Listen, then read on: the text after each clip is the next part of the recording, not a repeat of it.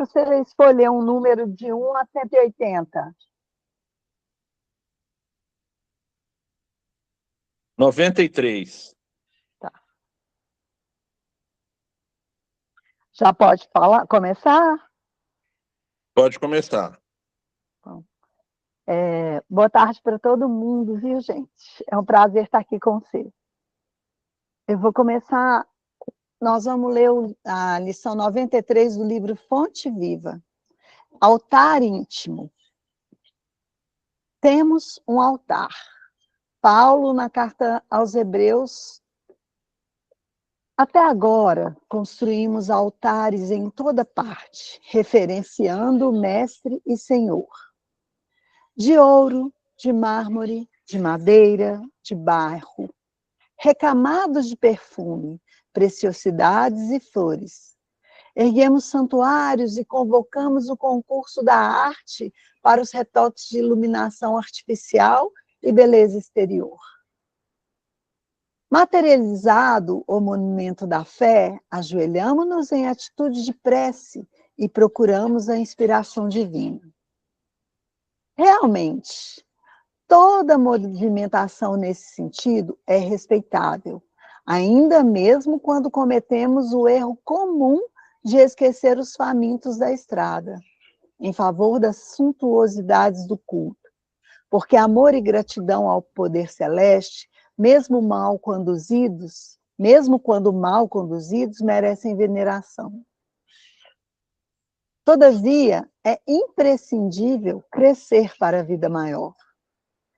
O próprio Mestre nos advertiu, junto a Samaritano, que tempos viriam em que o Pai seria adorado em espírito e verdade. E Paulo acrescenta que temos um altar. A finalidade máxima dos templos de pedra é a de despertar-nos a consciência. O cristão acordado, porém, caminha, oficiando como um sacerdote de si mesmo, glorificando o amor perante o ódio, a paz diante a discórdia, a serenidade à frente da perturbação, o bem à vista do mal. Não olvidemos, pois, o altar íntimo que nos cabe consagrar ao divino e à celeste bondade. Comparecer ante os altares de pedra de alma cerrada à luz e à inspiração do Mestre é o mesmo que lançar um cofre impermeável de trevas à plena claridade solar. Se as ondas luminosas continuam sendo ondas luminosas, as sombras não se alteram igualmente. Apresentemos, portanto, ao Senhor as nossas oferendas e sacrifícios em cotas abençoadas de amor ao próximo, adorando-o através do altar do coração. E prossigamos no trabalho que nos cabe realizar. Emmanuel. Bacana, obrigado. Leila, você pode fazer a prece, por favor? Leila?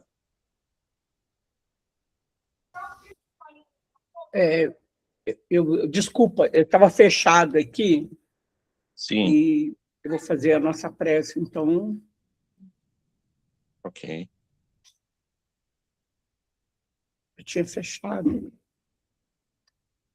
Estamos te ouvindo, Leila. Pode fazer a prece. Mestre Jesus, reunidos em teu nome, pedimos a proteção e a presença dos amigos espirituais para esse encontro na tarde de hoje.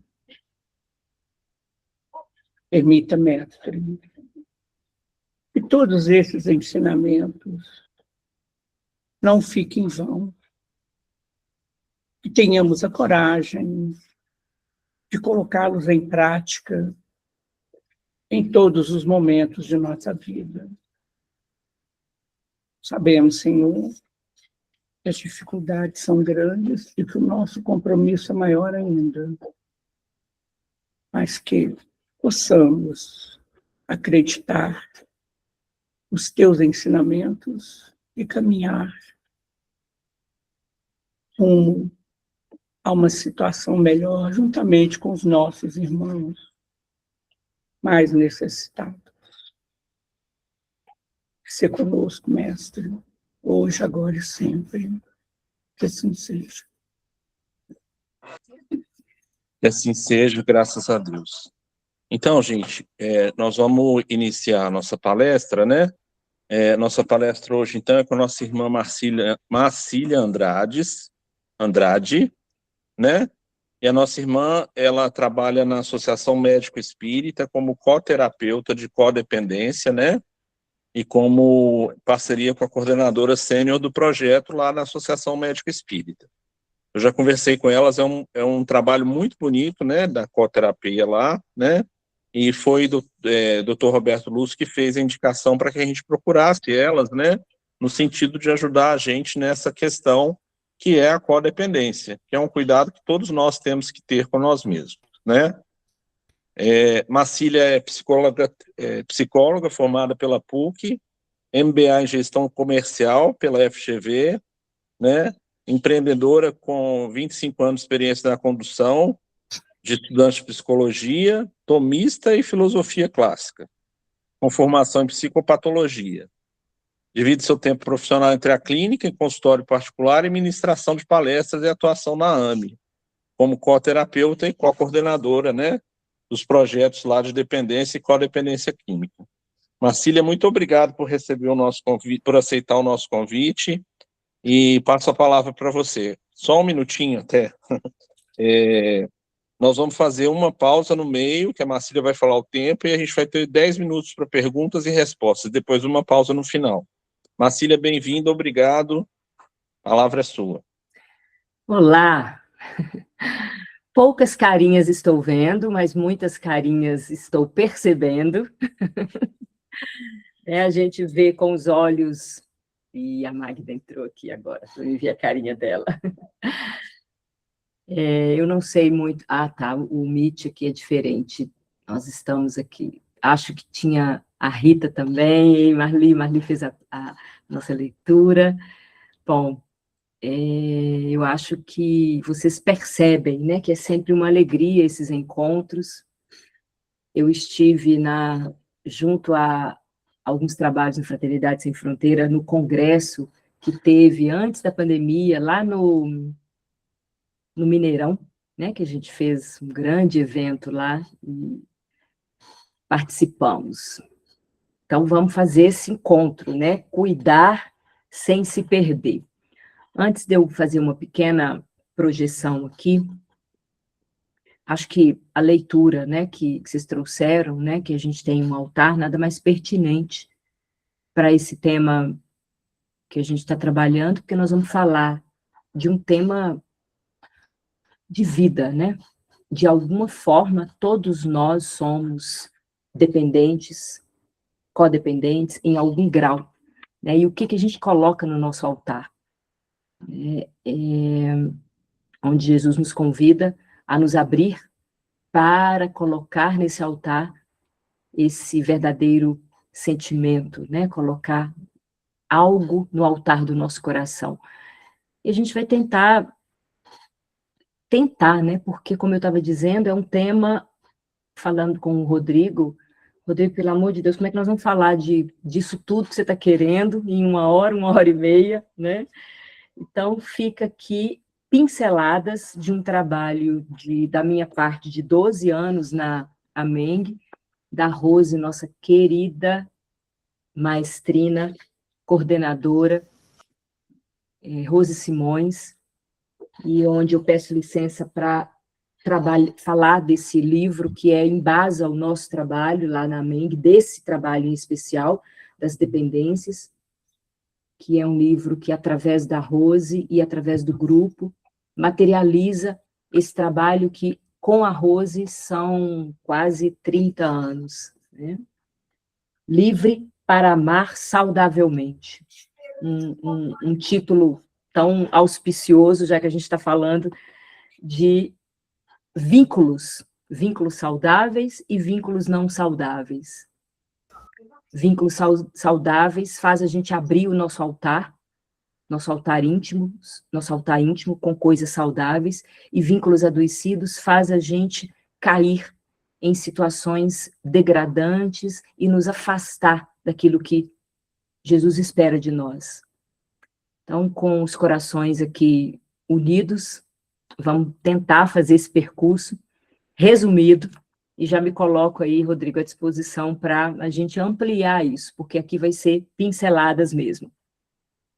Então, quando a gente fala, né? Quando a gente fala de ajuda, a gente não está falando só de assistência, né? A gente está falando de vínculo, a gente está falando de amor, a gente está falando de pertencimento, de afeto, a gente está falando de responsabilidade. E também de uma necessidade muito profunda da alma humana. O ser humano, ele não deseja só controle emocional, ele não deseja produtividade, ele deseja muito mais, como falamos aqui na leitura e na oração, uma participação de algo muito maior. Há uma necessidade da gente ampliar a nossa consciência e entender a vida muito mais, de forma muito mais planificada. E falar de dependência, como eu disse, é falar de mim, da Magda, da Marli, falar do Paulo, falar do Rodrigo, é falar de todos nós, porque em algum grau nós temos um afeto adoecido. É falar dessa criatura que desconectou do pai. Basicamente, a dependência, ela diz de uma desconexão profunda da alma humana com a fonte, com Deus. E que busca nos alimentos diversos da vida, como a própria leitura nos convidou a refletir, o que a gente vai colocando nesse lugar. A gente, sedento de um alimento nutritivo, a gente vai buscando no excesso da comida, na droga, no objeto material, no outro, essa fonte. Então, a gente está falando de nós, não tem jeito. Então, vamos colocar aqui para tentar deixar um pouco... na hora que eu leio, eu não vejo vocês, olha que interessante. Você já está vendo? Vocês estão vendo, Paulo, aí alguma coisa na tela? Sim, está aparecendo. Sim, né? Cuidar sem se perder, é isso? Isso, ele não está em modo slide ainda, não. Não, mas então, ele peraí. Tá aparecendo. Deixa eu ver aqui como é que eu coloco em modo slide aqui, peraí. Parece que eu estou trabalhando, gente, eu falo isso sempre no meu trabalho, por isso que eu estou... O Zoom é fácil para mim, mas aqui não é fácil, peraí. Eu vou ver se meu computador... Ô, Marcília, mas tá visível. Tá visível? É só... Ele tá bem visível, pelo menos. Né? Eu coloquei... Não, tá assim, é só na hora que você for passar, porque às vezes quando ele não está em modo slide, você põe a setinha, ele não vai. Tá, não, eu acho que eu sei por que não está em modo slide, porque eu não fiz em PowerPoint, está no Word mesmo, tá. no PDF. Não, beleza, tá ótimo. Tá? Tá dando para ver, beleza. Então, vamos lá. Rodrigo, como eu não vejo vocês, né, eu estou aqui me sentindo isoladíssima, né, já está rolando uma dependência aqui absurda, né? Porque no Zoom a gente mantém a telinha, eu consigo ver, eu fico passeando com as telinhas e sentindo vocês. Então, eu vou exercitar meu poder de entrar no campo, tá? Sentindo as respirações, para a gente conduzindo, e eu peço que vocês estejam muito comigo aqui, tá? E a gente, se for o caso, vai mudando a dinâmica. Bom, cuidar sem se perder. Codependência, limites e vínculos no trabalho com pessoas em situação de rua. Esse foi o nosso tema maior, e pelo que o Rodrigo me disse, a gente tem aqui voluntários e também a gente pode ter familiares. Então, eu acabei que eu dei uma ajustada aqui no tema, né? Então, eu quero perguntar aqui para vocês. Alguém aqui, já teve uma sensação de mal-estar? Repete para mim assim, sim, não, igual aquela brincadeira do Silvio Santos. Sim! Sim! Eu não não é? Qual mal-estar? Que tipo de mal-estar? um mal-estar físico, um mal-estar emocional, qualquer Não, mal-estar, vários, claro. né? A gente já teve, alguém aqui nunca teve um vazio interior? Será que eu estou diante de uma plateia que já teve um vazio, aquele sentimento assim que acorda e fala, não sei o que eu tenho, mas eu tenho alguma coisa hoje? Será? Sim ou não? Não. Nunca teve um vazio interior? Sim. Sim. Sim, frente à plateia, sim. Né? Uma irritação, Sim. Sim. um medo, Sim. angústia. Sim. Quem aqui quer trocar uma angústia por uma tristeza meio indefinida? Ninguém quer trocar nem angústia nem tristeza. Né? Aquela brincadeira de Silvio Santos. Quem quer trocar um carro 0 km por um sapato velho? Sim, né? Quem nunca teve uma tristeza indefinida? Aquela coisinha assim que fala... Né? Quem? Uma preocupação constante. O que vocês acham? Todo mundo já teve. Não é? Toda hora. Uma Toda hora. preocupação constante. Né? E aí? O negócio dele. Quem teve um desânimo? Vontade de desistir, né? Ah, Toda hora. Salvaldi. Não é? Toda hora. Quem? Então, veja. Esqueci isso aqui também. Alegria exagerada. Quem nunca teve uma alegria exagerada? Olha o silêncio. Já tivemos. Aquela euforia, né? Sim. Aquela euforia que muitas vezes faz a gente até se perder na vida. A gente nem enxerga o outro quando a gente está numa alegria desmedida. Percebe? Então, por que eu estou dizendo isso? Vocês vão entender isso agora. A gente está diante da vida. Quando eu trago isso aqui para vocês, eu estou trazendo essa ideia de que a gente está diante da vida. Isso aqui acontece. Um movimento de emoções, sentimentos, pensamentos diante daquilo que é esse campo da vida, onde a gente opera. Então, necessidades básicas, necessidades profundas, desejos de ser, desejos de além, isso move a gente. Quando a gente deseja aprofundar na alma humana, todos nós, quando você está ali diante de um amor, de um filho, de um parceiro, de um necessitado, quando a gente quer entrar em contato com essa profundidade da alma humana, muito frequentemente a gente se perde diante dos mistérios que é essa própria alma humana, eu e você. A gente que estuda a alma humana se perde nela, né? Se perde nesses mistérios infinitos que cercam essas experiências que nós temos. Poxa vida, eu estava bem, fiz minha oração, tive um dia legal, o que acontece que hoje eu não estou bem?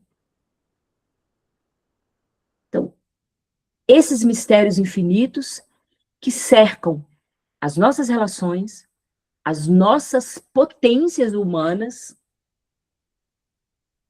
a capacidade de agir na vida, que cercam as forças que a todo momento nos influenciam. Então, nos desenvolver, eu estou dizendo que nos curar, a gente pode fazer isso. A gente pode fazer isso, a gente precisa fazer isso. E a ajuda é esse elemento catalisador desse processo de curar e de se desenvolver, de autocura, e de fazer esse processo também de aprendizagem dessas experiências que nós passamos. Mas, para isso, a gente precisa saber o que é ajuda. A gente precisa saber o que move uma boa ajuda. A gente precisa saber como ajudar sem se perder. E a dependência é um lugar que, quando a gente faz esse movimento de nos curar, é uma possibilidade de um estágio, de uma passagem, de uma queda que nós temos.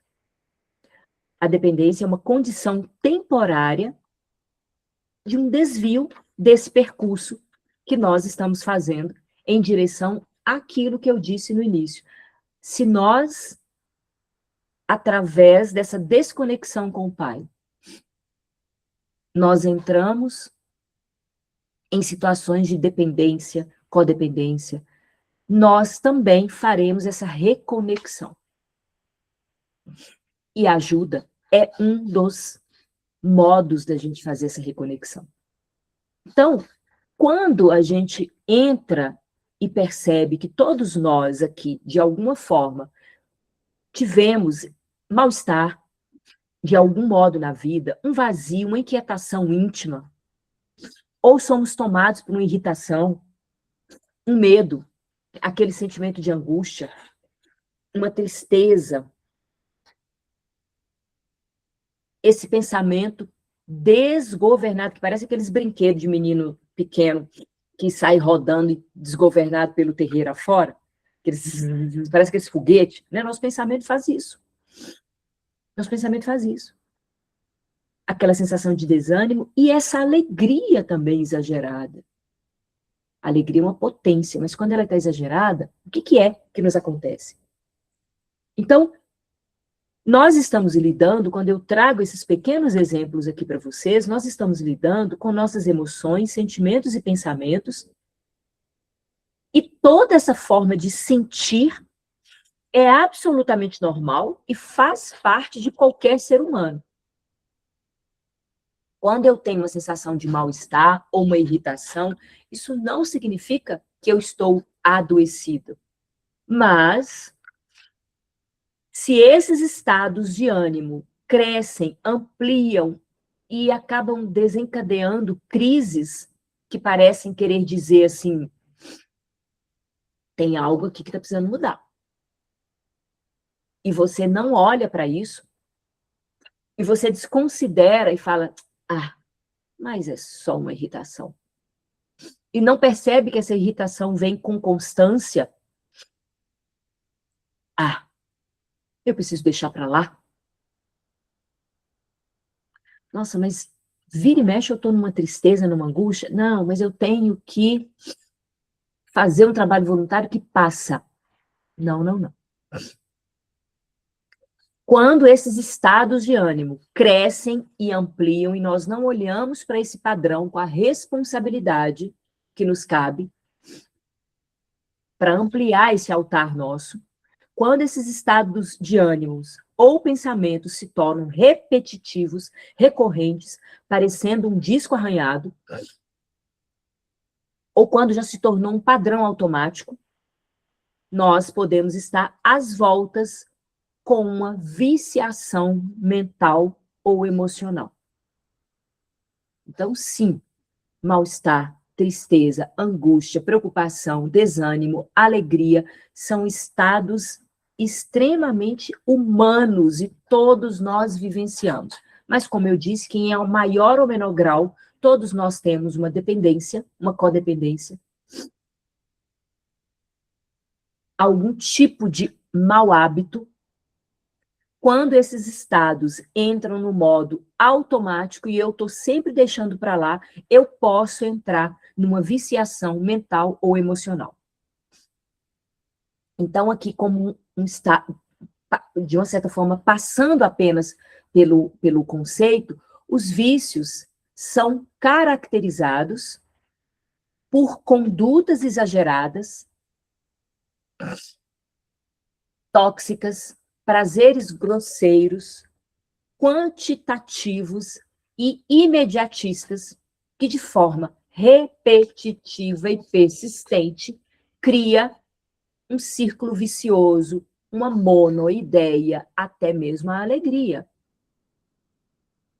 Então, ao invés de enfrentar a dor, esse sujeito busca anestesiar por prazeres ou satisfações imediatas.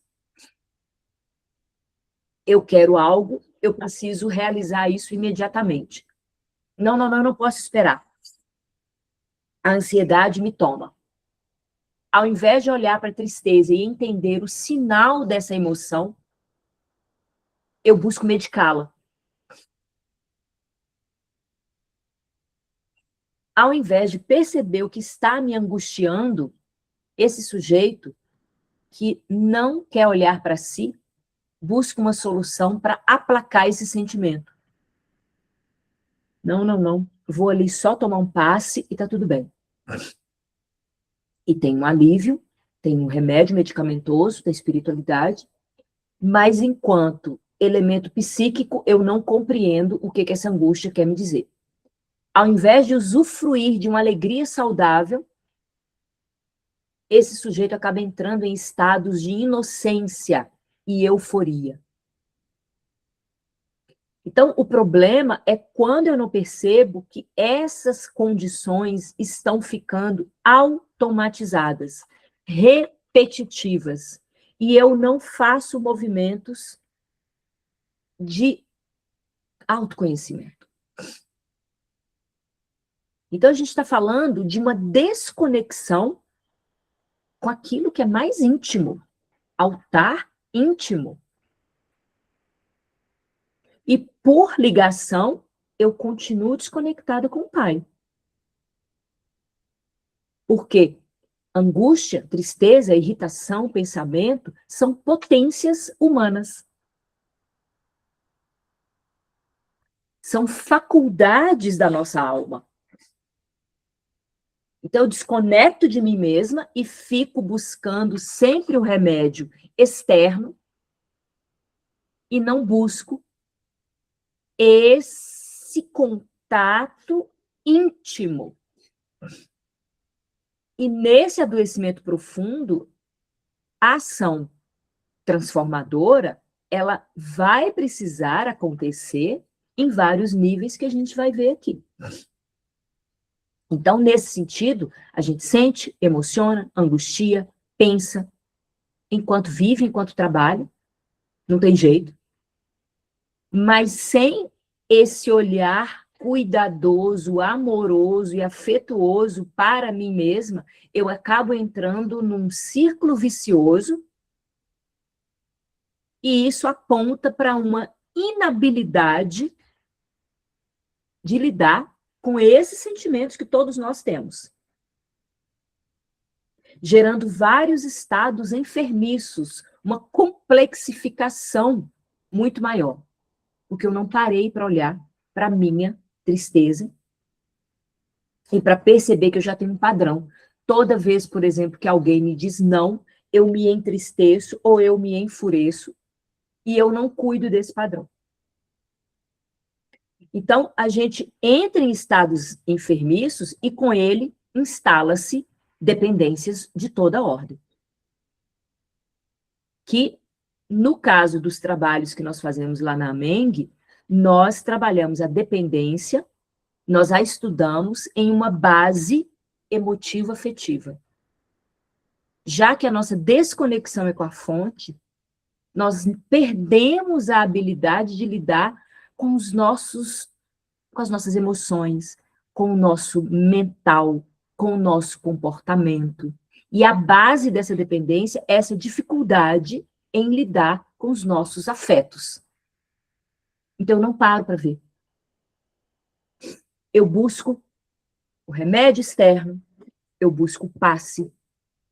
Eu estou dizendo que isso é ruim? Não, não é isso. Longe disso. Eu estou dizendo apenas que nós precisamos fazer essa conexão com aquilo que é mais próprio do ser humano. Os nossos afetos, os nossos pensamentos, os nossos comportamentos. Um cachorro não ama como ser humano. Uma planta, ela faz fotossíntese. Um cachorro não pensa como de forma contínua. Só nós humanos temos essas características. Então, ao invés de enfrentar a frustração, a gente se esconde em soluções superficiais ou fugas. Talvez aqui a frase não está nem adequada, né? Se esconde em soluções, muitas vezes, elevadas também, não só superficiais, como um passe, como uma oração, como um trabalho voluntário, que é uma solução de altíssimo nível, mas eu fujo de mim mesmo. E esse círculo vicioso, que eu me encontro porque eu não estou olhando para mim,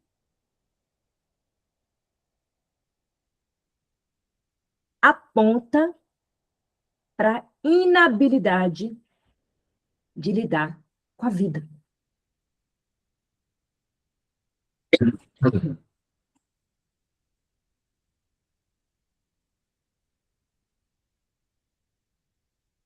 Leem isso aqui.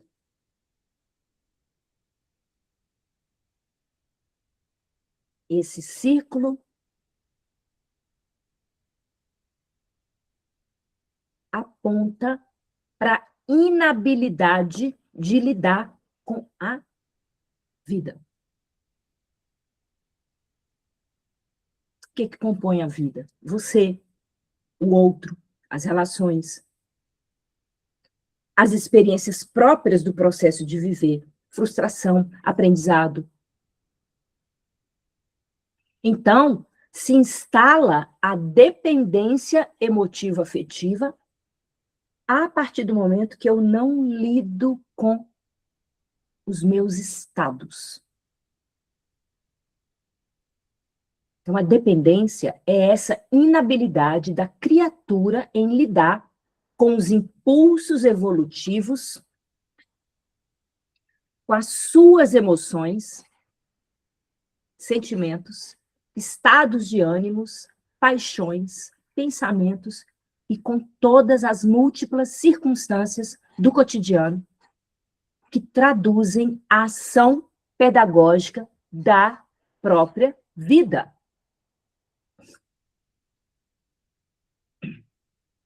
E o que está na base, gente, de qualquer dependência? A relação disfuncional e abusiva com prazer. Vamos entender isso um pouquinho. A dependência química, ela caracteriza-se por um consumo sem controle. O uso é contínuo. A dependência emotiva-afetiva se dá por um comportamento tóxico nos relacionamentos, no vínculo. Ou seja, de uma forma adoecida, o dependente quer mais e mais a presença do outro.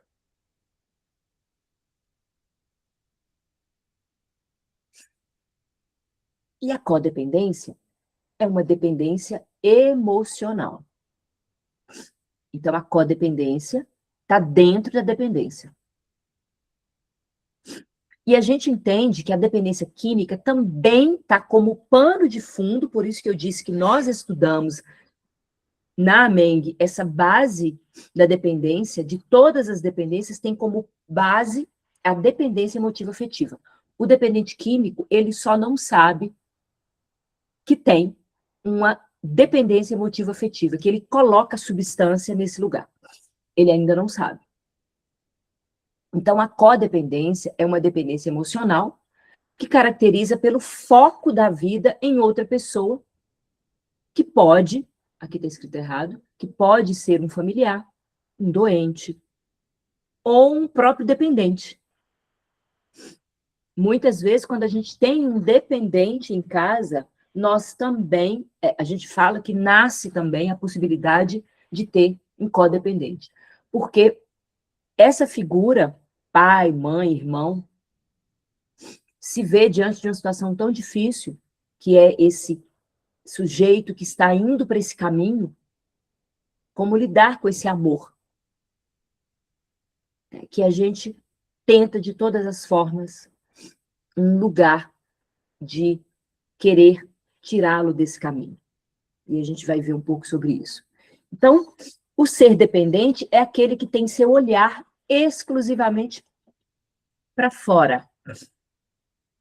Dentre outros significados, é o ser que está sob a sujeição e o domínio de alguém ou alguma coisa. no caso, aquele que está com domínio das drogas, sobre a compulsão alimentar, onde eu não consigo parar de comer.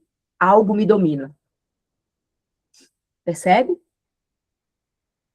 Então, suas bases de sustentação desse sujeito, que é dependente, estão autossustentadas do lado de fora de si mesmo, em pessoas e coisas. Eu não vivo sem essa xícara.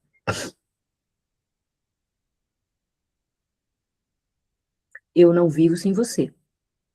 Eu não vivo sem uma determinada sapato, por exemplo. Falando das mais baixas. Né? Então, vamos tentar fazer algumas perguntas, vamos abrir para algumas perguntas, já que eu estou aqui isolada, vou parar aqui o compartilhar. Vamos lá.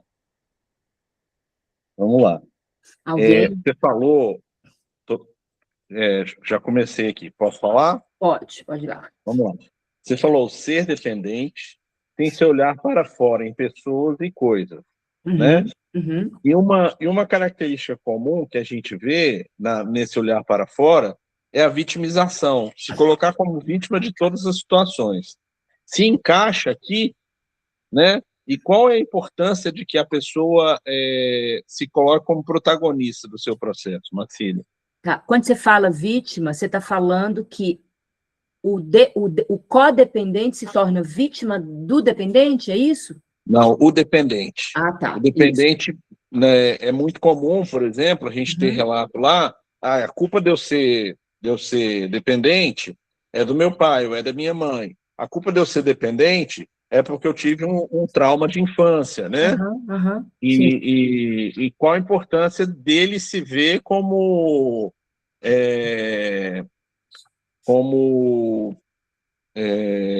responsável por esse processo, né? Isso.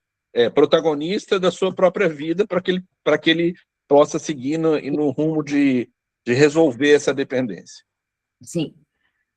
Bom, essa pergunta sua, ela tem camadas de profundidade, né? A responsabilidade dele perceber isso é que o caminho se faz pelo próprio sujeito. Né? Esse seria um primeiro ponto a se analisar.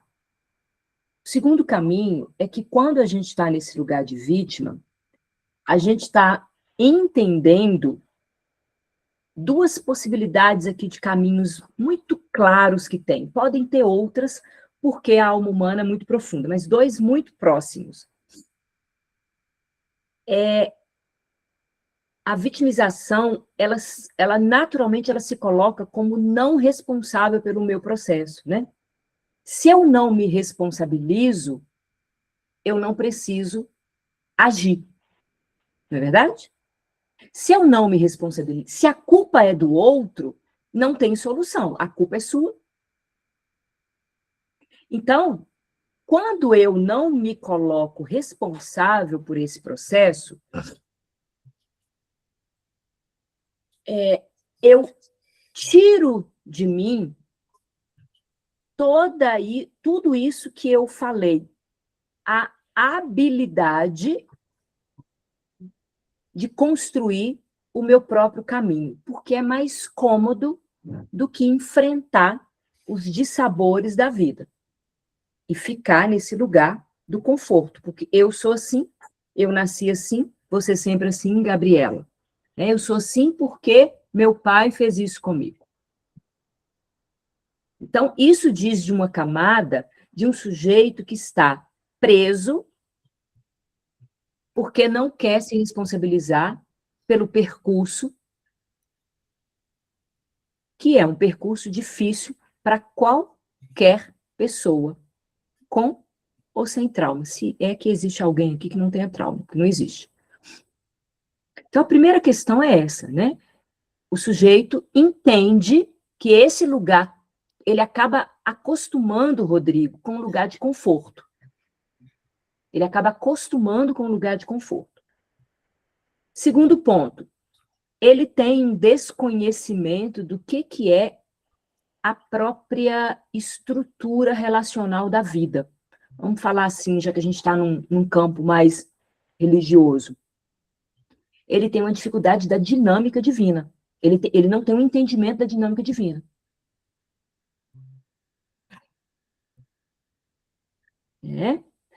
Por quê? E aqui a gente precisa fazer uma meia-culpa. Certa feita eu ouvi de uma grande psicanalista que ela entende que a própria psicanálise / psicologia, durante muito tempo, ela patologizou essa relação pai. Durante muito tempo, os pais ficaram nesse lugar de culpa. A própria psicologia, na minha formação há 30 anos atrás, a gente aprendia essa relação tóxica. Então, isso ainda fica muito pairando no imaginário das pessoas. Só que as pessoas esquecem ou não acabam se acostumando nesse adoecimento e não enxerga que não há determinismo na vida. Há responsabilidade. Então, quando ele diz, foi meu pai que é culpado, ele está determinando a vida dele, fechando a vida dele, na condição de que não há solução. Não é verdade? Ele está fechando. Se é culpa, tá. E aí? Isso. Né? Então, 2 pontos aqui que eu acho que são importantes para vocês refletirem ele não conhece a dinâmica da vida, esse sujeito, e ele está com dificuldade de se autorresponsabilizar. Quando ele não conhece a dinâmica da vida, ele vai falar assim, mas é fácil para você porque você não teve o pai que eu tive. Né? Ele pode chegar e falar assim, né? Eu já tive um grande cliente atrevido que ele falou assim, mesmo conhecendo, ele falou, Marcília, sai dessa, eu não pedi para nascer, tá? Mesmo sabendo, tendo conhecimento. Marcília, eu não concordo, eu não pedi para nascer, pelo menos se eu pedir, eu não tenho conhecimento. Bacana. Né? Tem mais uma pergunta aqui da Magda? Eu queria um comentário assim, que eu estou achando ótimo, e me lembrou muito o Rossandro Klinge, que eu adoro, e ele fala assim, eu assisto várias palestras dele, ele fala o tempo inteiro, que você só consegue dar um passo, né, não é exatamente assim, mas caminhar, né, ir para frente na sua vida, quando você reconhece, e ele fala, inclusive ele brinca até com uma música, reconhece a queda, dá volta por cima e tal. Eu acho que é fantástico isso. Esse é o ponto. Porque senão, enquanto você fica... Eu estou falando isso, logicamente, de todas as situações, inclusive minha, pessoal. Assim, enquanto você fica culpando a situação, realmente, aí você só... Quando acorda e vira a chave, falei, opa, o que eu fiz? O que eu posso fazer também a partir daí? Diante disso, né? O que eu faço diante disso? Muito bacana. Então, acho que tem essas 2 camadas, Rodrigo e Magda, né? A camada da autorresponsabilidade, esse sujeito ainda está preso num comodismo, porque é muito cômodo, né? Porque responsabilizar pela vida, de fato, é difícil, né? A gente sabe, a gente bate, como é gostoso, a gente põe a culpa em alguém, né, gente? Até gente que... Marido, por que você não comprou o frango que eu esqueci de pedir, mas ele tinha que adivinhar que eu tinha que comprar? É muito mais fácil. Né? E não conhece a dinâmica da vida, que é isso que a Magda trouxe. Né? A dinâmica da vida é de autorresponsabilidade. Então, basicamente, é isso. Beleza, obrigado. Leila, quer perguntar? Praticamente ela respondeu agora no final, porque não só em relação aos nossos irmãos lá em situação de rua, mas na própria nossa vivência diária, junto aos familiares. Quando fala assim, eu até anotei isso aqui, ela não tem entendimento, ou ela não quer ter esse entendimento, porque na minha concepção, a partir do momento que você tem esse entendimento, você passa a ter responsabilidade. Não é isso? Exato. Então, você tendo responsabilidade, se torna mais difícil. Exato. Então, é melhor para você não ter esse entendimento. Exato, exato. Exatamente. E aí, claro que tem várias camadas aí por trás, né? Porque a gente tem uma cultura que fomenta hoje, uma cultura do prazer a todo custo. A vida é muito mais fácil, né, gente? A gente pede comida hoje por um botão, né? A gente tem acesso a muitas coisas. Então, o próprio ambiente cultural e um ambiente muito próspero e abundante, que é o nosso, facilita essa vida de acesso muito fácil às coisas, né? Raramente um jovem hoje pensa o tanto que você, Leila, trabalhou e fez um movimento para ter, por exemplo, essa xícara. As pessoas acham que essa xícara brota, né? A maioria de nós. Brota, né? Porque eu atendo jovens adultos ali de 20, 21 anos, e eles não têm essa percepção. Eu falo, mas tá, para que eu tenho que acordar cedo? Para que eu tenho que arrumar a cama? Eu estou falando de um jovem de 21, 23 anos. Né? Que é abundante a vida. É muito abundante a nossa vida. Então, sim, Leila, é isso mesmo, né? Até que ponto o sujeito, ao despertar para esse lugar de, opa, o que eu preciso construir com as minhas próprias mãos, ele está nesse comodismo mesmo e não quer fazer esse movimento. Né? E aí a gente está também lidando com espíritos endurecidos, além dessa cultura que fomenta, a gente também está lidando com espíritos mais endurecidos, né? Com a consciência mais embotada, aí tem uma série de fatores, como eu disse. Bacana, Nancy. Muito obrigada. Vamos seguir, então? Podemos seguir? Vamos seguir. Podemos. Então, ótimo. Então, vamos lá. Nossa Senhora, quantas horas? 17h30, Virgem Maria. Vamos lá. Vamos voltar aqui. É aqui. Então, veja bem. Bases exportadas. Eu olho para fora. A solução aqui, bases, eu preciso aprender a olhar para mim mesmo. E entra nessa pergunta que vocês colocaram. Enquanto esse sujeito não falar, eu sou responsável pela minha vida. Exatamente porque foi difícil para mim, porque eu tive essa condição paterna, materna, difícil, meu pai fez isso, minha mãe fez aquilo, que eu preciso fazer algo. Exatamente por isso. Mas é um trabalho de consciência. Então, a gente entra nesse modelo aqui. Estamos imersos nas nossas questões, dificuldades, dependências, vícios, círculos viciosos e buscamos já, através de uma consciência, ajudar. Através de uma consciência melhor, a gente já quer fazer algo. Então, o que move a ajuda? O que move é se cuidar sem se perder. Né? Vamos entender isso. Quando a gente olha para a história religiosa da humanidade, a gente percebe que a ajuda ela sempre aparece diante de uma vida ameaçada. Antes da gente ir para essa linha do tempo, eu vou construir aqui de Moisés até Jesus, como que a ajuda move a humanidade. Então, veja, na época de Moisés, nessa época, pegando aqui essa linha do tempo, ajudar é proteger a vida em risco. Então, quando o faraó mandou matar todos os meninos hebreus, foram, inclusive, mulheres, claro que tiveram alguns homens também, mas, basicamente, a história evidencia a força das mulheres que se colocaram entre a ordem,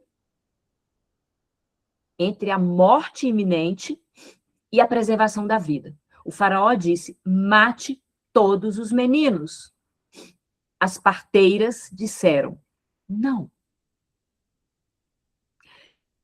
E as parteiras, Sifrá e Poá, desobedeceram essa ordem.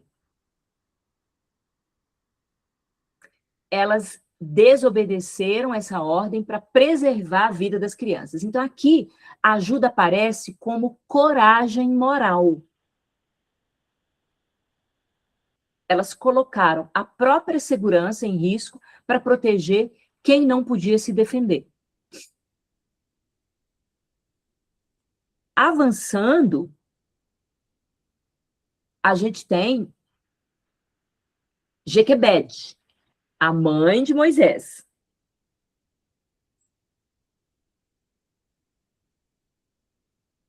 Ela esconde,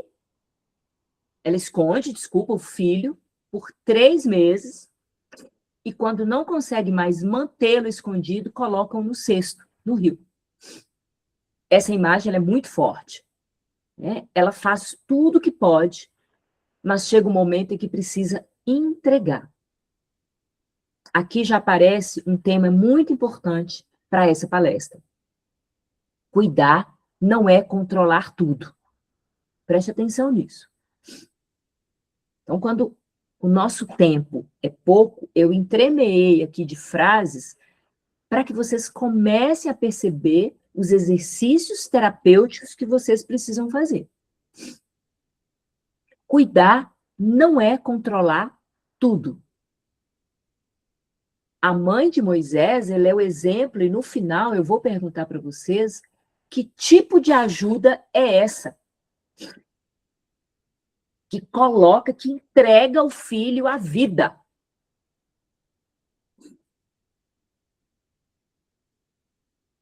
Então, olha. Então, vamos seguir, e depois a gente vai voltar no Joquebede.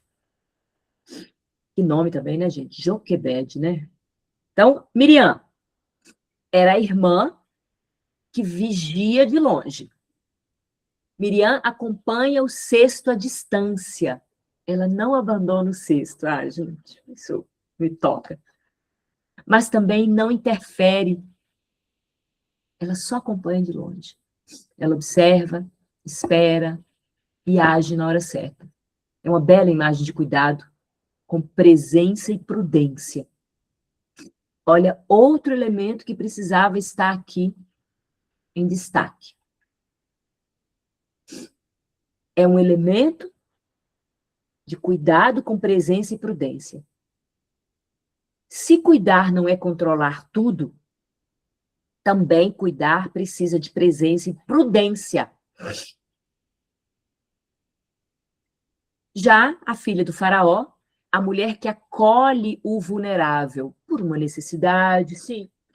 Mesmo sendo da casa do opressor, ela se compadece da criança e acolhe. Aqui parece um outro ponto. Na história, ela tinha perdido um filho, né? Ela estava muito triste, ela estava, inclusive, no rio, porque perdeu um filho, né? A ajuda verdadeira aqui, esse símbolo que eu trago, ela mostrando para a gente, enquanto símbolo, porque aqui não é nem o fato verídico em si, mas é traduzir o símbolo para vocês, que a ajuda verdadeira rompe fronteiras de grupo, classe, origem, pertencimento. É a espiritualidade, Deus mexendo os seus pauzinhos ali, né? Então, veja, desde Moisés, a ajuda nasce diante de uma vida ameaçada, mas ela já aparece acompanhada de coragem, risco, prudência e limite. Olha só, limites. E aí entra a lei mosaica, onde ajudar deixa de ser só gesto pessoal e vira responsabilidade social. Na tradição de Israel, aquela que a gente estava falando, né, a ajuda não fica apenas no campo, desculpa, né, na que a gente está entrando agora, na lei mosaica, a ajuda não fica apenas no campo da emoção. Ela entra na lei. A lei orientava o povo a cuidar, inclusive, do órfão, da viúva, do estrangeiro e do pobre. Um exemplo forte é a prática de deixar parte da colheita para quem não tinha terra nem sustento. Isso aparece em Levítico e em Deuteronômio. Então, a ajuda deixa de ser apenas eu sentir pena ou meu coração se enternece e passa a ser: a sociedade precisa ter uma ordem que não abandone os seus vulneráveis. E aí a gente vai para Ruth e Boaz, ajuda que preserva a dignidade. Eu quero que vocês percebam a gradação. Então, antes da gente ir, só lembrando, né, que aqui, ó, a sociedade precisa ter uma ordem que não abandone os vulneráveis. É importante para quem faz trabalho voluntário entender que aquilo que eu disse, ajudar não é só comoção, é também organização, responsabilidade, constância, justiça. Então, isso aqui é muito importante para quem faz trabalho voluntário. Ocupar esse lugar, entender essa posição. Ruth e Boaz, ajuda que preserva a dignidade. No livro de Ruth, a gente tem Noemi, viúva, Ruth estrangeira e pobre, e Boaz como alguém que ajuda sem humilhar. Olha outro símbolo. Boaz permite que Ruth colha nos campos, protege sua dignidade e cria condições para que ela sobreviva. Boaz não a trata como objeto de pena, mas como pessoa. Olha a gente aprendendo ainda a fazer esses movimentos. Então, qual a ponte que a gente tem aqui? A verdadeira ajuda não transforma o outro em dependente emocional do nosso cuidado. Olha o símbolo que a história já nos mostra, a história bíblica, que é lotada de símbolos para o nosso amadurecimento. Ela oferece presença, proteção e meios para que a vida possa se organizar. E aí a gente tem os profetas, onde ajudar é mais do que rito religioso. Nos profetas, especialmente em Isaías e Miqueias, aparece uma crítica muito forte. Não adianta cumprir ritos religiosos e abandonar o necessitado, que é o que o Espiritismo tenta fazer tanto, né? Então, Isaías 58 fala de repartir o pão, acolher o pobre e vestir o nu. Miqueias 6:8 resume a vida religiosa como praticar a justiça, amar a misericórdia e andar humildemente com Deus. Então, o ponto aqui é: a espiritualidade verdadeira não pode ser indiferente ao sofrimento humano. Mas há limites. Vamos falar bem baixinho para a gente ouvir com o coração, com os ouvidos da alma? Limites. Misericórdia não é desordem. Justiça não é culpa. E caridade não é fusão com a dor do outro.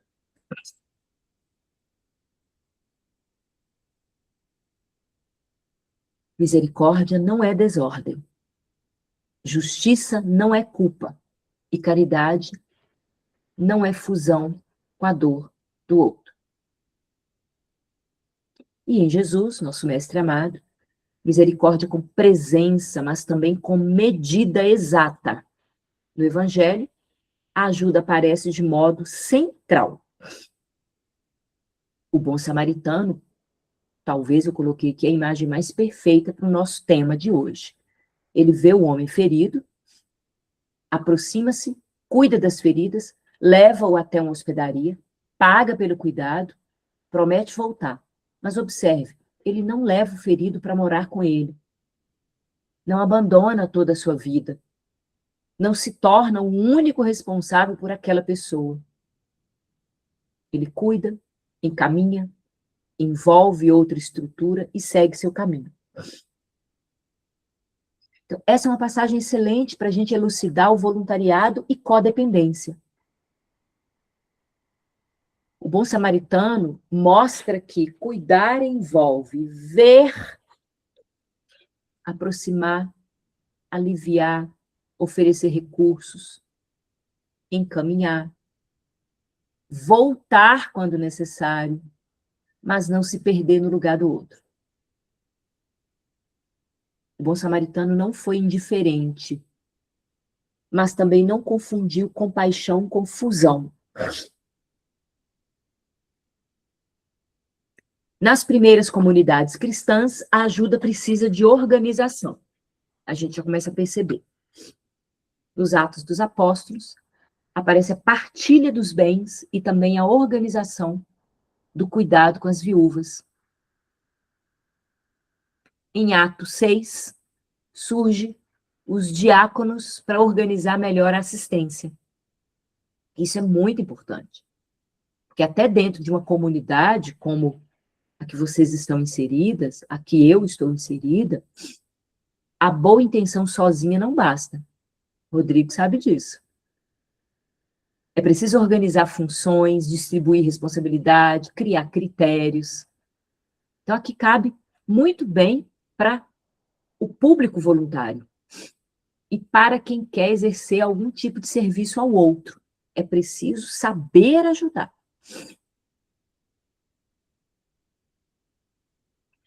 Quando a ajuda não tem organização, ela pode cansar, confundir, gerar culpa, criar dependência e adoecer quem cuida. E aí a gente entra na tradição cristã e espiritual, caridade como serviço, não como salvacionismo. Ao longo da história, né, mosteiros, hospitais, casa de acolhida, grupos religiosos e instituições de caridade assumiram o cuidado dos pobres, enfermos, órfãos, idosos e excluídos. A história da caridade, do serviço ao próximo, ela é longa. Caridade material oferece alimento, roupa, remédio, abrigo, presença concreta. E a caridade moral envolve paciência, escuta, respeito, orientação, silêncio, perdão, compreensão. Mas aqui entra o ponto do nosso tema de hoje. Nem toda entrega é caridade madura. Muitas vezes, você chama de caridade aquilo que é culpa, necessidade de ser necessária. Isso é lícito, necessidade de ser necessária. Medo de frustrar o outro, desejo inconsciente de salvar alguém para dar sentido à própria vida. Isso são etapas e camadas, nós não podemos, como eu disse no início, negar isso em nós. Olha, eu ainda faço por bônus horas, e está tudo bem. Eu ainda faço, porque eu quero compensar uma grande culpa, uma grande coisa que eu fiz lá atrás. E está tudo bem. Isso é importante, desde que você faça isso com consciência. Que é o que eu falei lá no início, aprender a olhar para si. Aprender para olhar para aquilo que me move. Para que eu aprenda a transformar isso. Então, diante disso tudo, qual que é a ligação direta que a gente tem? Cuidar sem se perder. A ajuda verdadeira sempre existiu como resposta ao sofrimento humano. Mas com o tempo, a tradição espiritual vai mostrando que ajudar não é apenas se consternar. Ajudar exige também coragem, justiça, misericórdia, organização, discernimento. No trabalho com pessoas em situação de rua, isso é ainda muito mais crucial, porque o voluntário se aproxima de dores muito profundas, abandonos, fome, vício, transtornos mentais, rompimentos familiares, violência, vergonha. E diante disso é muito fácil sair da compaixão e entrar na codependência. Por quê? Porque nós deixamos de olhar para essas dores que estão na nossa família. Então, por exemplo, eu tive um tio, que ele já desencarnou, que ele era esquizofrênico. Imagine, por exemplo, se eu não olho para isso e não trabalho isso internamente, algumas questões, o entendimento que eu tenho, a minha ligação com ele, né? Eu cresci muito próximo dele na minha infância. Se eu não olho para isso, como que eu posso, por exemplo, pode acontecer de eu estar na rua, ou no consultório, ou fazendo uma ajuda, aparece alguém com essa realidade, se eu tenho dificuldade com esse tema, eu vou fazer um vínculo com aquela pessoa de rua que tem uma dependência, na ilusão de curar o meu problema, eu faço um vínculo com ele. Porque eu não trabalhei o meu problema ainda, então eu faço um vínculo com ele. Ou eu não consigo fazer um vínculo. Acontecem os dois movimentos. Então, por exemplo, né, na minha história, se eu não trabalho isso, eu posso, como de fato eu recebo médicos que trabalham em posto de saúde, em situações, médico de família, que trabalha em situações de vulnerabilidade, também com famílias vulneráveis, se ele me traz um tema e eu tenho um problema de vulnerabilidade com a minha história, eu não consigo conduzir esse cliente. Percebem a importância, onde que a codependência pode entrar, porque eu estou deixando de resolver, quando, no caso de cuidados, né, com a rua, de voluntários, de assistidos, eu posso criar um vínculo com esse sujeito porque eu não resolvi algo meu interno e ele é espelho para mim. Então, eu quero resolver nele aquilo que eu não dei conta de resolver em mim. Pense a confusão que isso vai dar. Pense na confusão que isso vai dar. Ou eu não dou conta, eu quero ser voluntário, eu não dou conta. Eu desfaleço diante da dor do outro. Isso é muito comum. Eu desfaleço diante da dor do outro. Então, muitas vezes a gente vê médicos frios, mas isso é uma proteção até saudável para ele. Esse distanciamento necessário. Logo, logo a gente vai abrir para as perguntas aqui. Então, a codependência aparece quando eu passo a me sentir responsável por salvar o outro, eu não resolvi algo meu e eu quero salvar o outro. Eu não consigo dizer não, eu tenho dificuldade, dentro disso que vocês colocaram, esse sujeito que quer viver como vítima, eu tenho dificuldade de resolver questões próprias minhas, então eu começo a criar dificuldade de dizer não, começo a criar vitimismo, começo a criar personagens cada vez mais, entram no mundo das drogas, aí a complexificação é muito grande. Eu faço pelo outro aquilo que ele ainda poderia fazer. Ele dá conta de ir lá e tomar um banho, mas eu levo o sujeito para... Eu acabo dando banho nele. Eu não consigo entender que ele não quer tomar banho, por exemplo. Eu confundo amor com ausência de limites. Eu faço demais pelos meus filhos. Eu faço demais pelo meu marido. Eu faço demais pela minha esposa. Pelo meu trabalho. Então, eu preciso ser necessário para me sentir bom. Olha, isso aqui é uma frase de codependente. Isso é um comportamento de codependente. Eu preciso ser necessário para eu me sentir melhor. Tem algo aqui que precisa ser trabalhado. Eu me perco tentando impedir que o outro sofra qualquer consequência. Isso acontece muito com mães, né? Nos trabalhos que a gente faz lá na MENG. Então, ajudar não é abandonar, mas também não é substituir a vida do outro pela minha. Olha uma frase de reflexão aqui para vocês. Ajudar, claro que não é abandonar, mas nem colar. Nem abandonar e nem colar. Então, um resumo.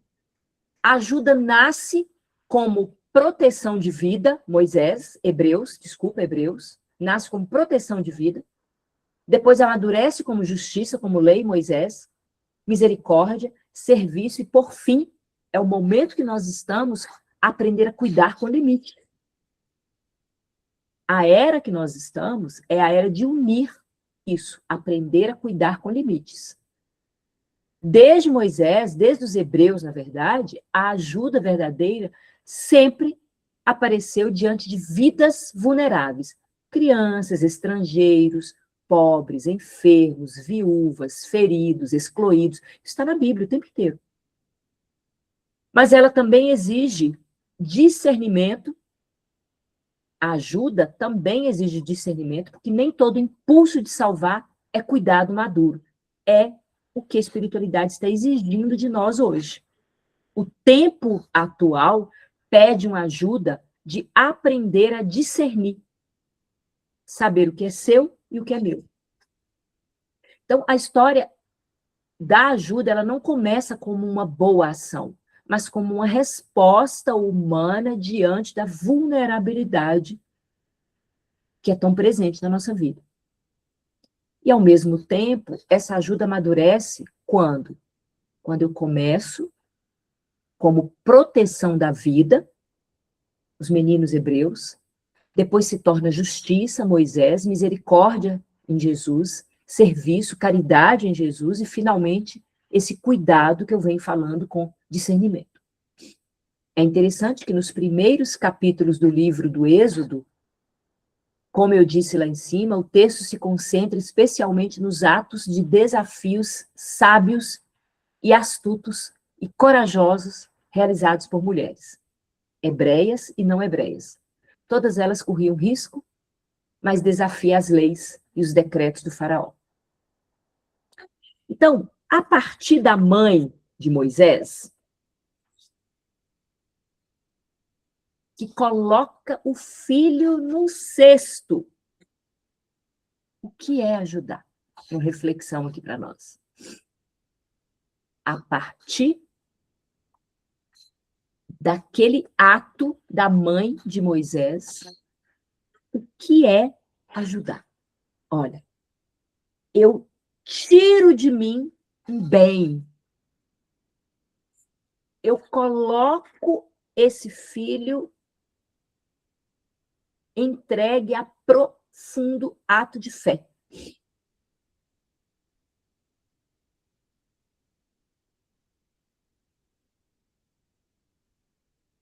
Então, eu trouxe ela, fiz questão de trazê-la, porque ela, para mim, mostra o verdadeiro sentido da ajuda.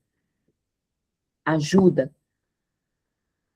é fazer aquilo que é necessário, e não o que eu quero, e não o que eu gosto. Ajudar é amar um bem maior. Amar um bem maior. E amar um bem maior não é dar tudo ao outro, é amar o desenvolvimento daquele sujeito.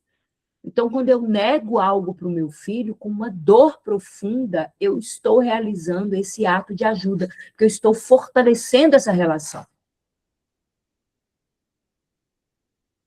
Então, essa mulher ama porque busca um bem maior, muito mais. Eu preciso acreditar que aqui você, filho meu, está sendo conduzido por uma força maior do que o meu querer, que é te ter perto de mim. Eu entrego a minha vida, Jesus, a ti.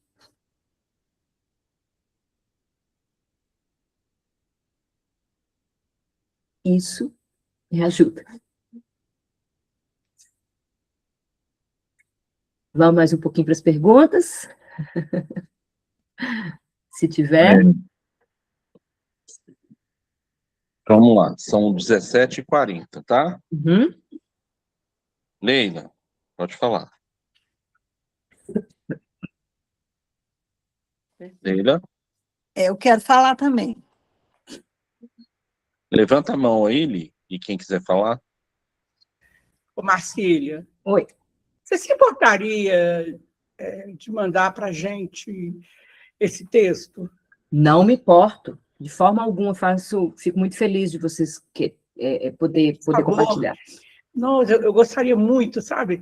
Tem determinados parágrafos, frases, né? Aí, parágrafos que calaram muito fundo aí. Depois, Rodrigo, você compartilha com a gente, né, Rodrigo? Sim. Sim, claro. Eu ia sugerir, porque como o tema é pouco, e eu inseri, através da demanda do Rodrigo, essas frases mais terapêuticas e impactantes para servir de exercício. Então, eu ia sugerir, caso vocês quisessem, eu mandaria os exercícios, sim, o material, sim. Tá bom, muito obrigada, viu? Li, pode falar. Então, eu e a Cássia estamos vendo junto aqui, acho que você percebeu, né, Marcília?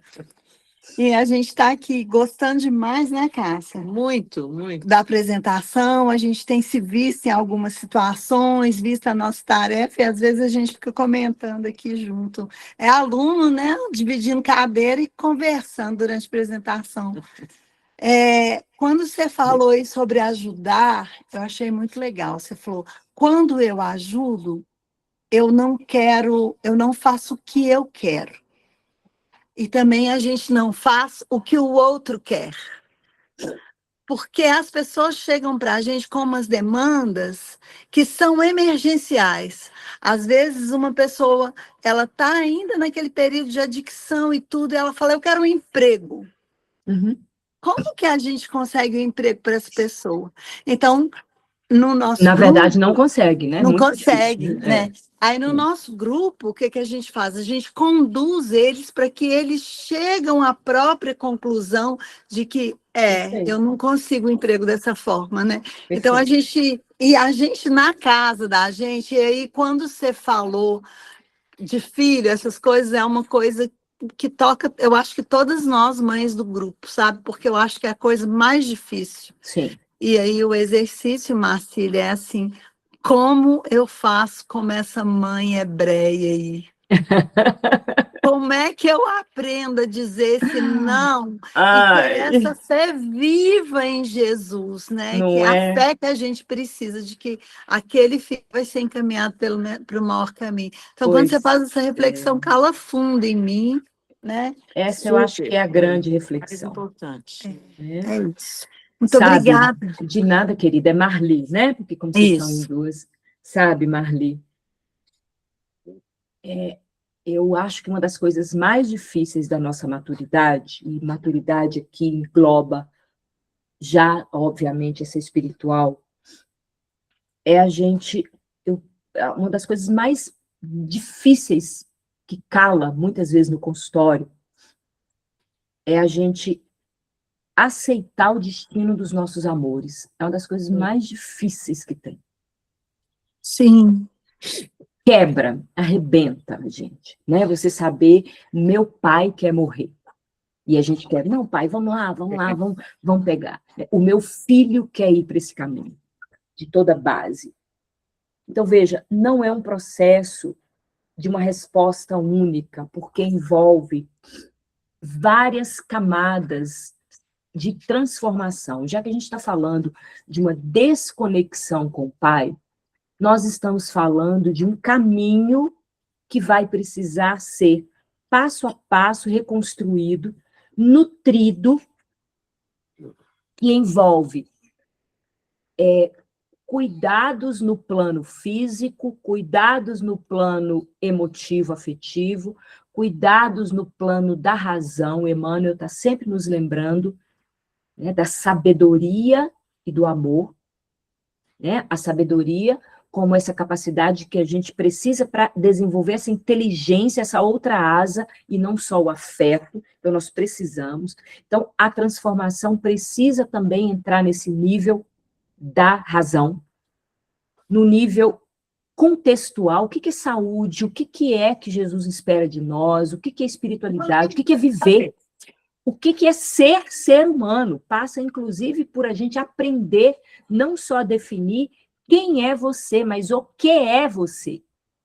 Você é da criatura que Deus criou.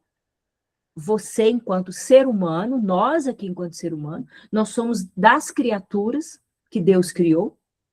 Pedra, planta, animal, humano. Até agora, porque a gente ainda não acessa o reino angelical, até agora nós somos as criaturas de Deus dotados de maior potência. A gente pensa, a gente ama, a gente não faz fotossíntese apenas. A gente não tem só instinto, a gente já tem uma intuição do que é ser Deus. Então, o processo de transformação, ele é multifuncional, multifatorial. E não é algo assim grande demais para uma vida, é possível para uma vida. Exatamente porque as nossas potências são ampliadoras demais. Aquilo que Jesus fala, né? Fareis o que eu faço e muito mais. A nossa capacidade de inteligência, de intuição, ela é muito ampliadora. Nós estamos apenas precisando saber usar, desenvolvê-las, para a gente começar a entender esse processo. Então, quando você coloca nesse sentido, é um processo de maturidade físico, emocional, mental e espiritual. É um processo de unir corpo, mente e espírito. E começa, muitas vezes, com esse entendimento de o que nós somos.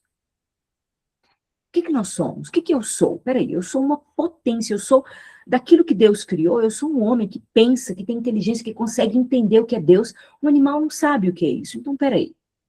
Eu preciso começar a desenvolver uma série de ações que me coloca diante disso, porque aí o ato natural, ou mais natural se torna, diante de um filho, eu olho para ele e falo, meu filho, com amor, eu te entrego para a vida.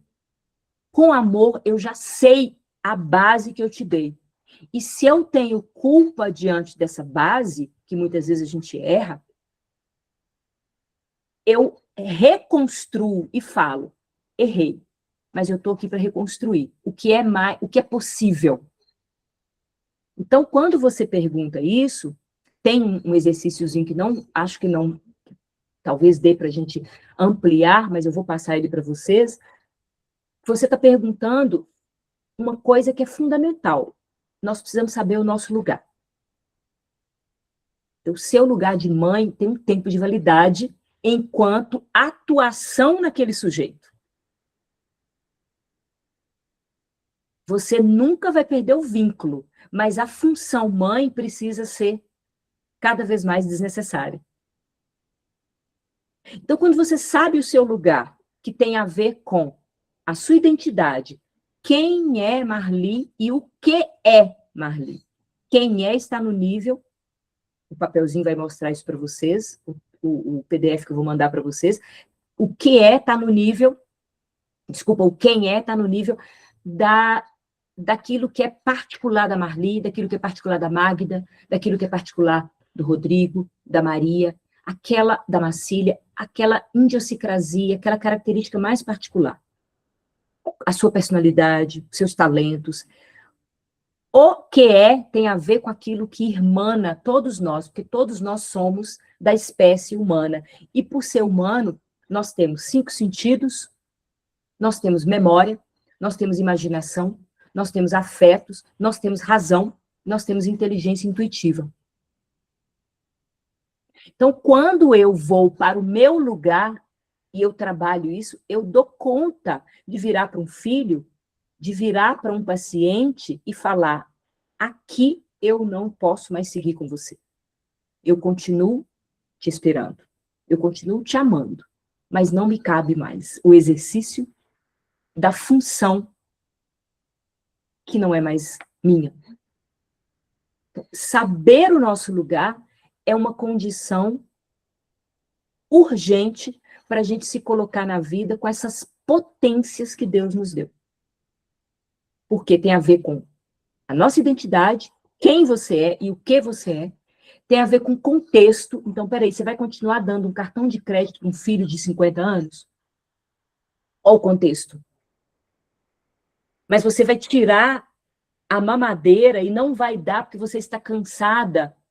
Você está cansada da vida, por exemplo, para um filhote de 1 ano?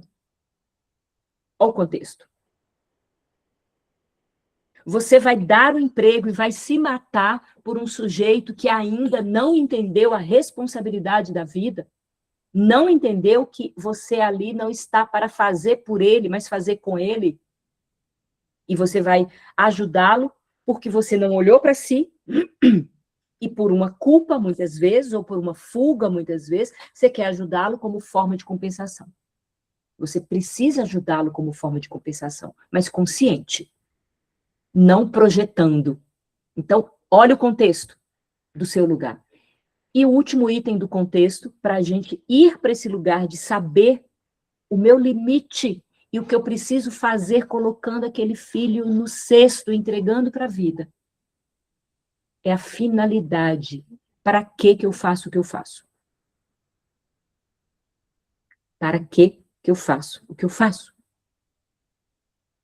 Eu faço porque eu amo tanto aquele filho e por amar eu tiro dele a responsabilidade da vida?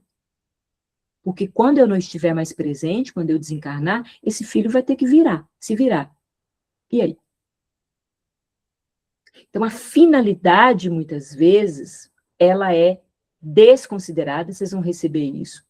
Se for o caso, estiver difícil, a gente marca um outro dia, só para a gente trabalhar esse exercício, que ele é bem interessante, para nos colocar diante de desafios como esse que a Marli trouxe, e como, simbolicamente, a mãe do Moisés nos convida a refletir. Obrigado demais, Marcília, muito legal. Minha cabeça tá a mil aqui, sabe? Você quer falar, Cássia? Deixa eu só, Pode falar. só queria colocar uma coisa dentro disso aí.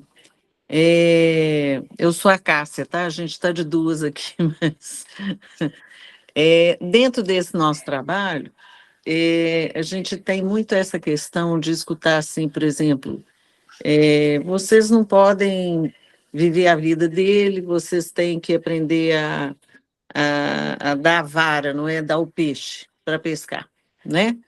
E eu acho que entra muito nessa questão também, igual de um filho, né? Que a gente tem que educar, preparar o filho para a vida, e num determinado momento, tudo isso que você falou, né? A vida é sua, estou aqui do lado, não quer dizer que eu não esteja sofrendo, não esteja sentindo, mas na hora que cair, eu estou aqui para te amparar, para te apoiar no que precisar, né? E na rua tem muito isso, então a gente tem essa dificuldade de falar para outras pessoas, né? Que às vezes poderiam até nos auxiliar, que antes da gente ensinar a pescar, aquela pessoa ali está precisando do peixe, está precisando do amparo, está precisando do cuidado, né?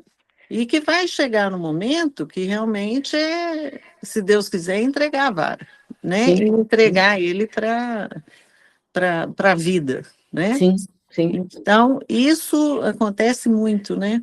Sim, sim. E aí é por isso que eu disse que a gente está numa época de ajudar com discernimento.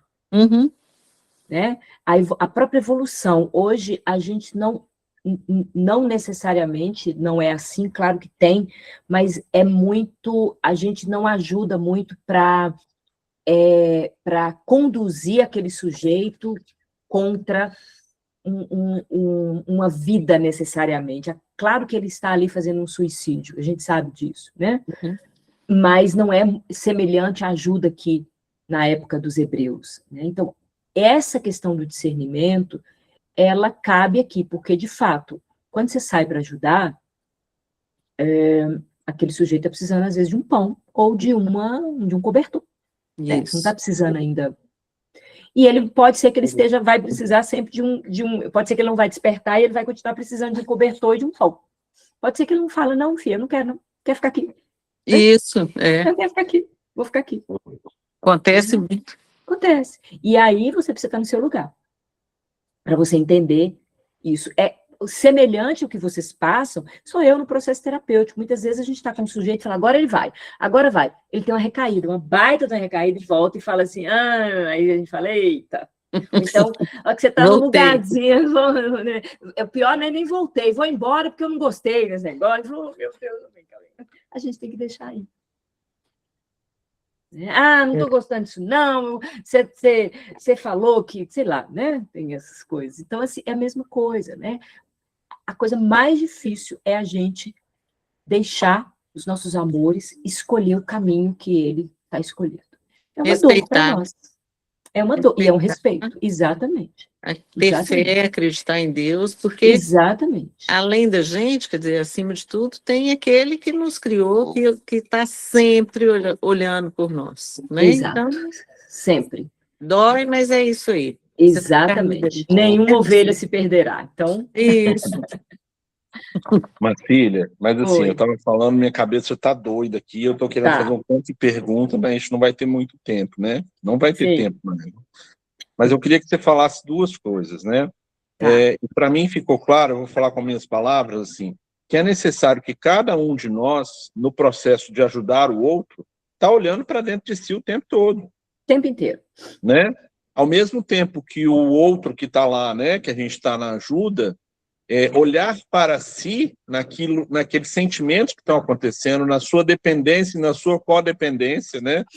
Para você ir curando as suas questões, né? Perfeito, exato. Então, esse olhar que a gente não pode perder para a gente mesmo, né? Exato. E aí, né, o grupo, como o grupo é um grupo de amigos também, né? A gente acaba tentando apoiar o outro quando isso acontece, né? Apoiar o outro amigo que está passando por um processo disso. Então, acho que para mim fica muito claro, e eu queria que você comentasse isso, a oportunidade que a gente tem de, ao encontrar o outro, a gente olhar para a gente mesmo. Perfeito. E a segunda coisa que eu queria que você falasse era um pouquinho mais do trabalho da AME, como que é, e como que a gente poderia conhecer ou participar do trabalho da AME. Tá. Então, vamos lá. Na primeira pergunta, esse é o mecanismo efetivo da ajuda. Olhar para si, olhar para o outro.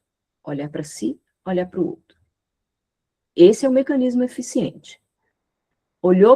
Saiu para um voluntário, saiu para um trabalho, teve uma relação com alguém, incomodou algo, volta para dentro de si, faça um exercício. Santo Agostinho, né? Ele convida a gente a todo dia, no final do dia, refletir sobre aqueles episódios que nós tivemos, emoções que incomodaram, emoções que não incomodaram, emoções alegres, emoções dispersivas, onde o meu pensamento se fechou. Ele convida a essa reforma íntima diária, ele não dá esse nome de reforma íntima. Então, esse movimento, Rodrigo, ele é de fato que nos coloca preparados para essas dificuldades que as meninas, tanto a Cássia quanto a Marli, comentaram, inclusive. Vai nos dando, se a gente fisicamente prepara o nosso corpo para uma velhice mais adequada, dá conta pelo menos de sentar e levantar, né? Dá conta de fazer um xixi, né? A gente também precisa começar a colocar, através dessa percepção que você teve, o nosso músculo, o músculo espiritual, o músculo emocional e racional, para também lidar preventivamente com situações desse tipo que a gente vem falando aqui. Porque a vida vai nos colocar nessa situação.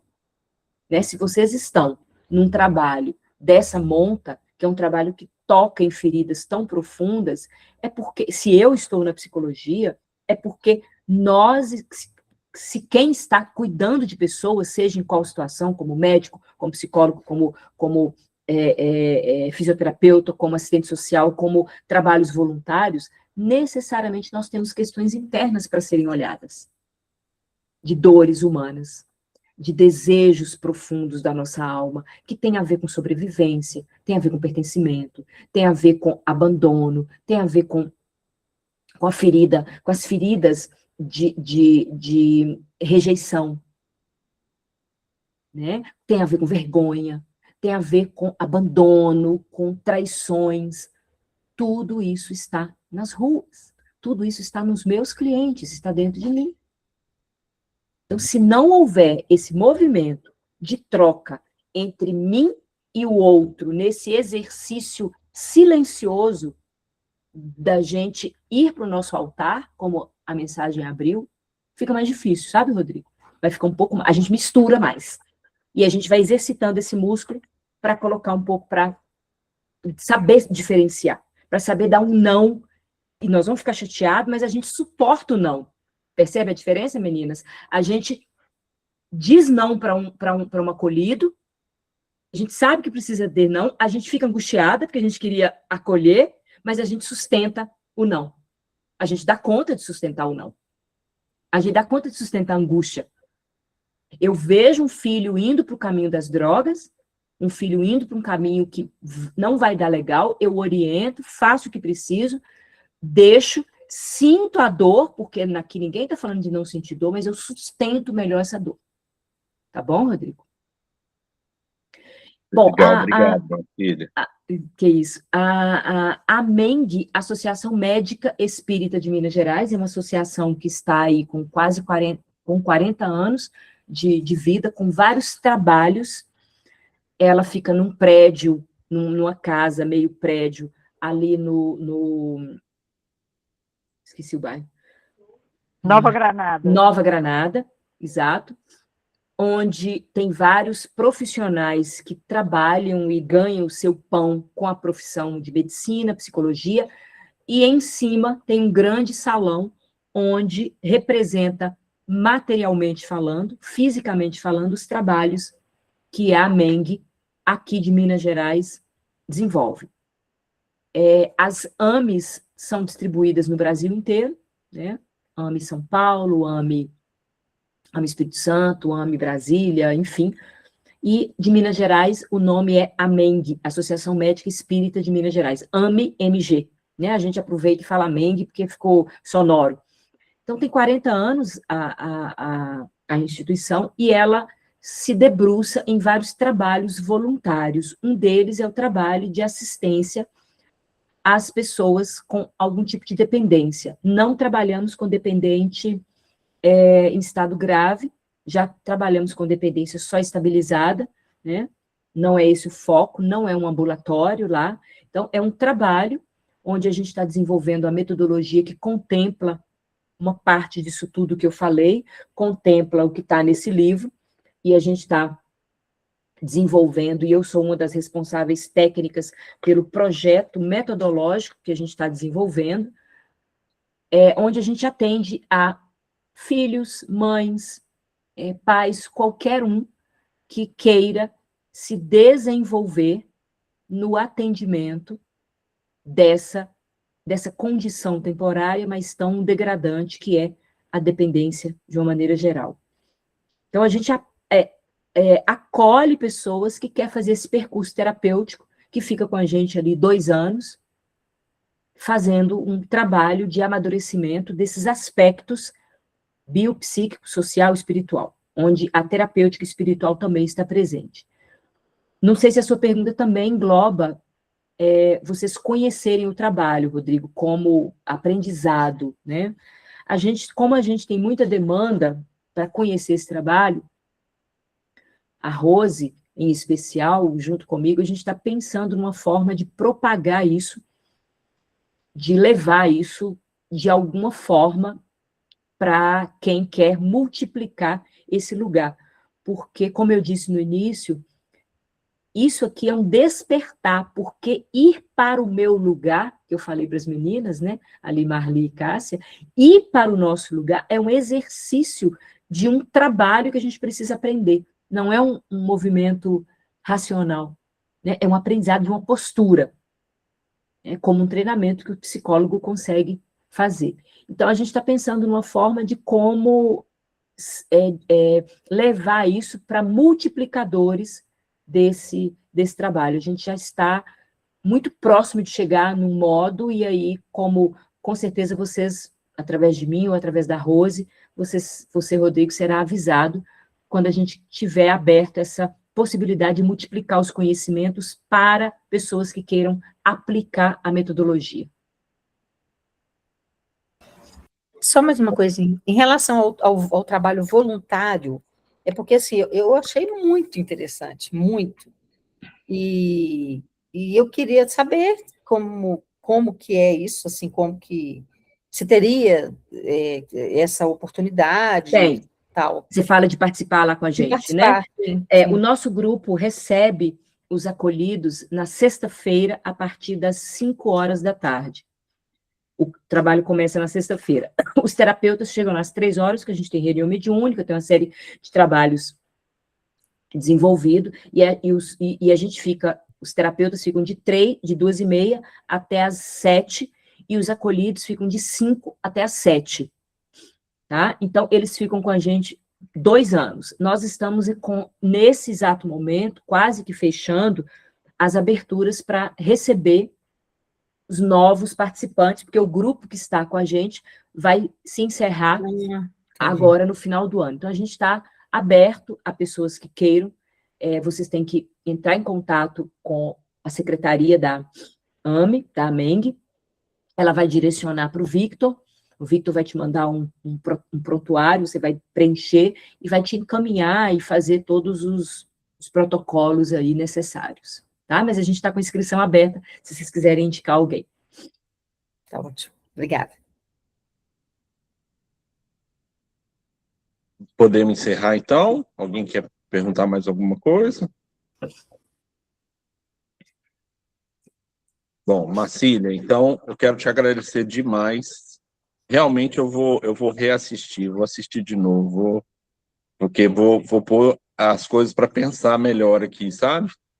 E nós vamos marcar, que realmente o tempo foi muito bom, foi muito gostoso, trouxe muita coisa, muita reflexão, mas realmente o tempo foi curto, né? Eu vou te mandar o material, tá? Para o pessoal que lê. Que bom. Tá. Mas isso também... aí, o material é espetacular. Sim, mas também não podia ser maior, porque o formato não permite também, né? Então, a gente teria que ver em outras reuniões mesmo, mas vamos pensar nisso, vamos pensar numa próxima. Te agradeço demais, foi muito bom, viu? Gente, alguém quer fazer a prece final para gente? Tô vendo a cara da Cássia Matiello aqui, ó. Quer fazer a prece, Cássia Matiello? Ela até tirou da cara dela lá, ó. Só ilustrando o meu ambiente. Eu estou aqui tomando conta de mamãe e acompanhando, então tá eu não estou muito concentrada, não. Eu posso fazer, e aproveitar, já que você falou de mim, Marli, muito obrigada pela sua pergunta, viu? Se eu tivesse aí em Pedro Leopoldo, que eu estou vendo aí o cenário... Eu falei até com a Cássia, vou ilustrar o meu ambiente maravilhoso aqui. Eu também estou aqui, viu, Cássia? Eu imaginei, né? A gente ia ter uma conversa, ia ter mais umas 4 horas de papo, porque você não tem noção do tanto que a sua pergunta veio a calhar pelo momento que eu estou vivendo. Nós mães, né, gente? Nós estamos sempre aí na eu ia fazer parte dessa, né? Eu ia fazer parte dessa conversa sempre nessa flutuação. Então, foi maravilhosa a palestra. Obrigada, Marcília e Rodrigo, por preparar isso tudo aí. E vai ser ótimo se a gente tiver novas oportunidades, tanto da gente refletir, comentar, né, juntos isso, quanto ter mais informações da Marcília. Muito obrigada, gente. Marcília, aproveitando que a Cássia falou isso, você não conhece nenhum grupo, assim, de terapia de mães, não? Porque, não, isso ia me ajudar muito, eu acho que algumas de nós. Quem sabe a gente cria um, né, gente? Ouviu, Marcília? Então fica para você a demanda. Eu vou falar uma coisa, eu estou fazendo terapia com a minha filha, e está sendo difícil pra caramba, mas está sendo muito bom. Difícil, mas é bom. Acho que não tem lugar onde a gente escorregue mais, né, gente? É a maternidade. Meu Deus do céu. Eu tinha um médico amigo meu que ele falava assim, que a maternidade é patologia. É uma doença. Que não tem nenhuma mãe que não sofra, que não é patológico. Nasceu, pronto, acabou. Rodrigo, eu posso fazer a prece final? Posso fazer também a prece final? Pode fazer. Faz aí, Leila. Marcília, eu vou falar uma coisa para você. O Jaider foi colega de professor do meu irmão. Eu tenho um carinho grande por ele. Eu conheço a AMEN quando era um cômodo que nós íamos lá. Não estava nada construído ainda. Só você não sabe o carinho, a saudade que eu senti daquele lugar quando eu te vi. Foi muito bom. Tá? Então, Senhor, é com alegria que nós o agradecemos pela oportunidade de mais esse conhecimento necessário ao nosso crescimento. Obrigada também, Senhor, pelas vastas oportunidades que nos são concedidas para o nosso aprimoramento espiritual, ético e moral. Guie os nossos passos para continuarmos evoluindo nesse ciclo terreno e o revelando a todos por meio das nossas atitudes renovadas. Abençoe a todos os companheiros presentes e ausentes. Que tenhamos a coragem de prosseguir nesse trabalho, mesmo frente às dificuldades que aparecem muitas vezes, confiantes na paz e segurança do amigo Jesus. Obrigado. Obrigado, Leila. Emocionada. Marcília, mais uma vez, muito obrigada. Muito bom. Muito Obrigada, gente. Muito bom, viu? Ensinamento. Valeu. Obrigada, obrigada, obrigada. Muito obrigado. Obrigadão. Boa noite. Obrigada, boa noite, gente. Bom domingo para Muito bom. vocês. Muito obrigada. Obrigado, viu, Rodrigo. gente? Obrigado, Foi Marli. maravilhoso. Bom final de Muito semana. obrigada. Prazer, evento aí, viu, Bom Marli? ver vocês, tá? Tchau. Rodrigo. Um Tchau, beijo. gente. Tchau. Obrigado. Valeu.